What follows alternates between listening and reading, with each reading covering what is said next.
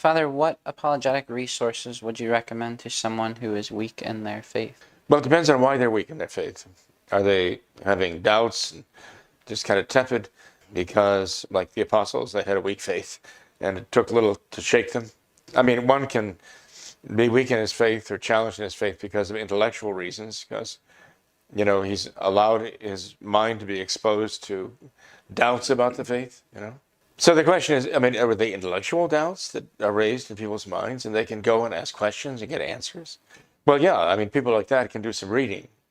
They could even go to the Summa if they have questions about the faith. And they could say, well, what does St. Thomas Aquinas have to say? You can go to the Summa Theologica online right now at the New Advent website, have access to the Catechism of the Council of Trent, see what the Catechism says on that subject. If you have an intellectual doubt or a question, go to St. Thomas Aquinas, they say. Read what it says there. Go to the Councils of the Church, writings of the Fathers. We have all these resources to find the answers that we need if they're intellectual questions. All too often, though, it's not that. All too often, it's a matter of emotion and feeling. All too often, it's just that they kind of have lost the fervor because they've become rather lax. And so their enthusiasm for their faith is kind of fading away.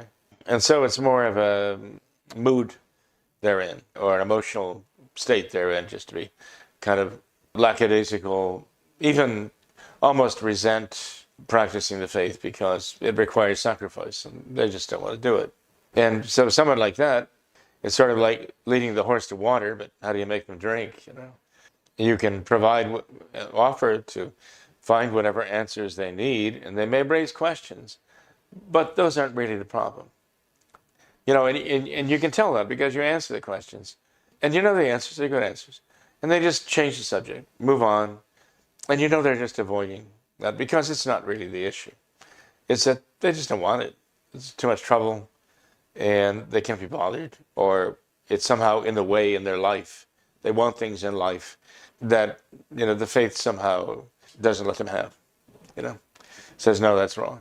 So in a case like that, it's a matter of willfulness. And in a case like that, you can only exhort them and ask them to do spiritual reading. The Summa Theologica, or the Summa Theologiae, as some say, the reading of the Fathers of the Church, their sermons, the Catechism of the Council of Trent, and so on, the decrees of the councils of the Church, those are intellectual. They answer the intellectual matters of faith. But as far as shoring up a weak soul because of a lack of fervor or love for God, they need spiritual reading. And for that, don't give them the Summa, give them the Imitation of Christ, right? If they're fighting a battle, give them the spiritual combat. Give them something like, Light and Peace, books of spiritual comfort, consolation, and motivation. That's what they need then.